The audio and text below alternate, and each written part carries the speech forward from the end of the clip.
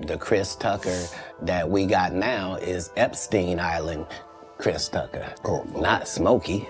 Oh, Lord. Whew. If I didn't know no better, I'd tell you he's the greatest. I don't care what you say.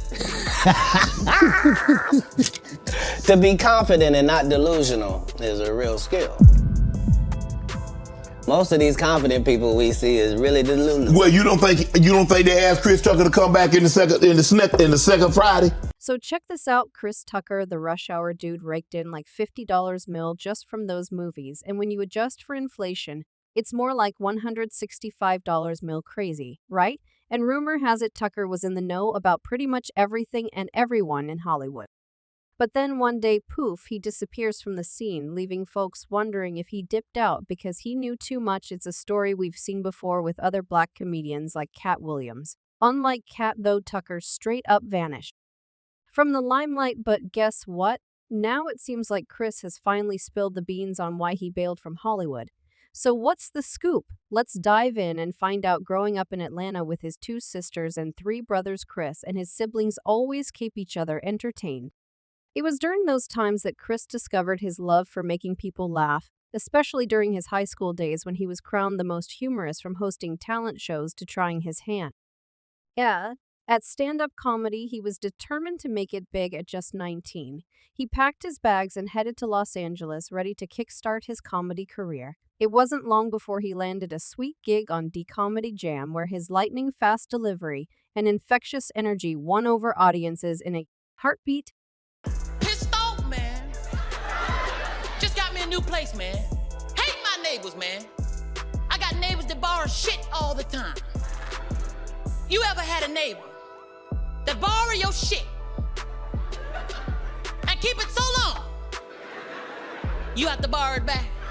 His talent wasn't just limited to comedy clubs, though he also made waves in the music scene, appearing in music videos for big names like Dr. Dre, Heavy D, Tupac, and Mace. But it was his role as Smokey and Friday that really put him on the map. Director F. Gary Gray saw something special in Chris. Despite his audition being just okay, Gray knew Chris's improv skills were off the charts and saw in him the potential to bring Smokey to life in a way nobody else could. Gary had a hunch about Chris Tucker. He saw something special in him, believing he had that star power to really bring Smokey, the weed-loving character, to life. And boy, was he spotting. Despite working with a shoestring budget of just $3.5 million, they hustled through the filming, wrapping everything up in a mere 20 days.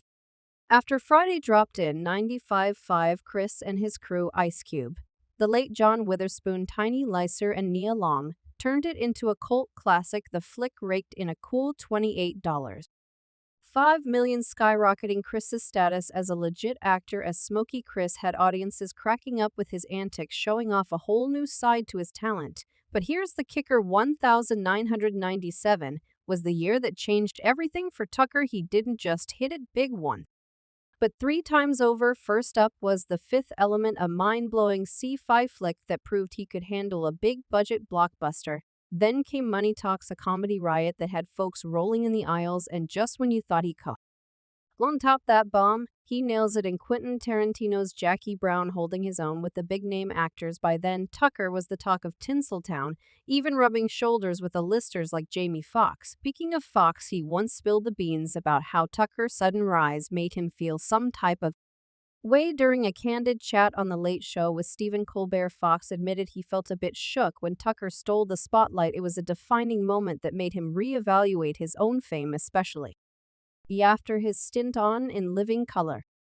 And as I'm standing outside the club, the door opened. I'm like, who is that on stage? I said, because I just came off. I'm Jamie Foxx. Who could that be funnier than me? And I opened the door. It was a skinny little black dude with a tank top on that didn't fit. It was Chris Tucker. And when I say he was murdering them, and it shook me, and I knew that I wasn't funny like that no more. Foxx had to rethink his whole vibe because of Chris. You know, like, fame's cool and all, but it's a fine line between staying humble and getting carried away. Hollywood's a crazy place, man, where even the biggest names can catch feelings. Back then, Tucker was riding high. He was the talk of the town. getting offers left and right, but behind the scenes he was feeling trapped. In Hollywood, success often means getting typecast stuck in the same old roles. Tucker wasn't feeling it, though he wanted more than and just the same old stick. So he starts turning down big bucks for roles that didn't vibe with his vision. Some folks called him picky, others saw it as him rebelling against the system.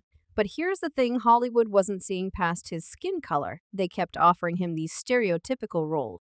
Pigeon H holding him into these loud, over-the-top characters. It was like they were stuck in the past, refusing to let him grow as an actor. And let's not even get started on typecasting Hollywood's way out, keeping folks like Tucker boxed in, denying them the chance to show their full range. So while Tucker made a few cameos here and there, the whispers started swirling. Fans were wondering if he'd make a big comeback, while critics questioned if he'd lost his mojo. Truth is, Tucker was playing a risky game. In an industry known for being cutthroat, Hollywood's all about control, preferring actors who fit their mold. But Tucker, he was all about breaking free from those chains and showing the world what he's really made of. Even though Chris hit the jackpot with his career, he wasn't feeling it. Hollywood had him feeling boxed in, so he made a bold move and stepped back. Instead of chasing fame and fortune, he wanted something more, meaningful. In an interview, Tucker spilled the bean about why he dipped from Hollywood. He wasn't about to let the industry control him from his career choices to how he lived his life. Hollywood's all about keeping folks in line. But Tucker wasn't having it. He wanted to be his own boss, not some puppet on a string. And let's talk about emasculation. Hollywood had Tucker feeling some type of way, always pushing him into roles that didn't show his full range. It was like they couldn't see past his humor to his depth as an actor. This mess wasn't just holding him back, it was feeding into harmful stereotypes about black men.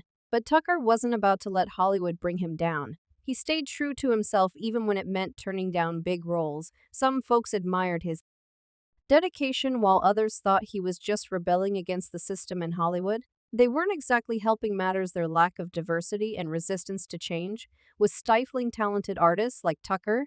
It was like they were stuck in the past, handing out the same old scripts and expecting different results. No wonder Tucker wanted out. Oh, and get this, Hollywood elites were allegedly treating their actors like jesters in a medieval court, and who better to spill the tea than Chris Tucker himself, who once found himself playing the fool in front of none other than Bill Clinton. So picture this rising Hollywood star, Tucker jet-setting with Clinton on this epic trip to Africa.